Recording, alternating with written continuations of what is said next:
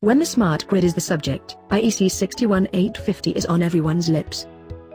But what is really IEC61850? IEC61850 is often mistaken as just a new communication protocol, as Modbus or DNP3. But it is far more than that. Let's spend a few minutes to boost your knowledge about it. The first edition of IEC61850 standard was called Communication Networks and Systems in Substation, and was focused on communication at power substation level, between relays, substation control and switchgear, to provide interoperability between functions from different vendors. It was so successful that quickly it was extended to all network function and domain, like hydro generation, wind turbine, distribution automation system. Another domain like electrical vehicle charging is under development.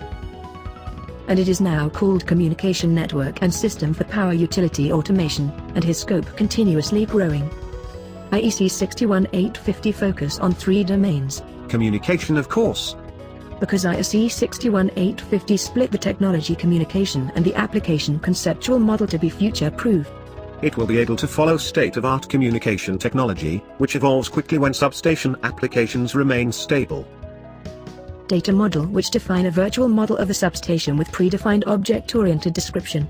And a description and configuration language called SCL, Substation Configuration Language, to support the engineering process of substation automation. On top of this, the standard defines the test procedure to check the compliance of the device. Before exploring this more in detail, we should present IEC61850 substation. The standard defines 3 levels. We have, first of all, the process level, where we have switchgear like circuit breaker and switches, and instrument devices like the current transformer and voltage transformer. The second level is the bay level, where we have intelligent electronic devices called IEDs. IEDs is the new names of relays, to reflect their capabilities to take a decision based on logic and information collected from the process-level devices. IEC61850 defined process bus to allow communications between IEDs and intelligent instrument and switchgear. Conventional CTs, VTs, and switchgear could also be connected through an analog-digital converter called merging unit. The last level is called station level, and contains station SCADA, supervisory control and data acquisition, and HMI, human-machine interface, which are used to control and monitor the station. Communication between the station level and the bay level are made through the station bus. The 2 buses are optical fiber high-speed internet bus. Before talking about communication protocols of IEC61850, we should have a quick word about Internet protocol structure. The Internet is based on 4 layers, means 4 independent level of services to deliver the information. The top layer is the application layer. It is using a simple command to transfer data from one point to another. For example, the application World Wide Web, www, is used by all Internet browser to access web page content. Just under there is the transport layer, which is in charge to check that the information has been delivered correctly. Through the network layer, which allows the data to hop from a different local network through the router. Last, the link layer is in charge to transfer the information locally through switches. The Internet provides a safe way to transmit data, from one point to another one, across switches and routers. But all these mechanisms are slow for real-time application. To enable exchange between all the devices seen previously, IEC61850 has defined 3 protocols of communication for 3 different applications. The first one, and the most used, is MMS, which stand for Manufacturing Message Specification. It is a standard Internet application defined by ISO 9506. It is a client-server communication protocol, a private and secure conversation. The client sends a request to a server and the server sends back an answer. It is used for communication between the IEDs and the SCADA system. To give status, make reporting or send control instruction. The second is the communication breakthrough of IEC61850 is the GOOSE message. GOOSE messages stand for Generic Object-Oriented Substation Event.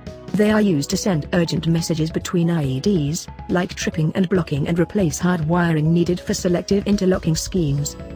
GOOSE message application is directly linked to the link layer, to deliver very quick information, in less than 4 milliseconds. It is what we call a real-time protocol. It is based on a mechanism called publisher-subscriber. The message is broadcast over the local network to all devices who are listening. As the transport layer is bypassed, there is no acknowledgement mechanism. But protection message is urgent and cannot wait. Instead, the message is repeated, during a certain time, with an increased frequency. Lost messages are analyzed and reported later, on thanks to their time tags. As the network layer is bypassed, Goose message cannot hop across router and stay in the local area network. But, as the link layer encompasses the priority tag, Goose messages are being given priority by the switches. Goose messages have a lot of advantage compared to a hardwired connection. They are easy to configure and reconfigure without rewiring IEDs. One fiber optic connection is cheaper than 10 copper wires. EMC and EMI sensitivity is dramatically reduced. Messages are delivered quicker than with wire connection, 4 milliseconds compared to at least 10 milliseconds. But to work correctly, IEDs should be designed for it, not converted to it. The last communication protocol is SMV, which stands for sampled measurement value. As Goose message, SMV application is directly linked to the link layer and use publisher-subscriber mechanism. SMV will allow current and voltage to be sent on a digital way, across the process bus, by a digital instrument or via a merging unit. A merging unit transposes analog signal into a digital one, a discrete value tagged with synchronized time. This voltage and current measurement could be used by any IEDs which need the information. And this without additional wiring, just by using the process bus, which needs to have a sufficient bandwidth to support this large flow of information. In medium voltage application, because of physical proximity between the relay and the switchgear, it is not much used today. But the possibility to share value of voltage and current, and the absence of copper wired in the medium voltage compartment could be an advantage. Due to the real-time nature of Goose and SMV application, standard redundancy configuration are not applicable. The guarantee to deliver information, IEC61850 now define two schemes of redundancy. HSR high availability seamless redundancy, which is a ring scheme, and PRP parallel redundancy protocol, which is a double stars scheme. Both methods of network recovery provide zero recovery time, with no information lost. Now we had described the communication process, we need to define the structure of the information. IEC61850 has modeled all device and function in a switchgear with an object-oriented description. The key element of this modelization is the logical node. A logical node represents the smallest part of a function that exchanges data with a predefined name. From a device from the process level like a circuit breaker XCPR.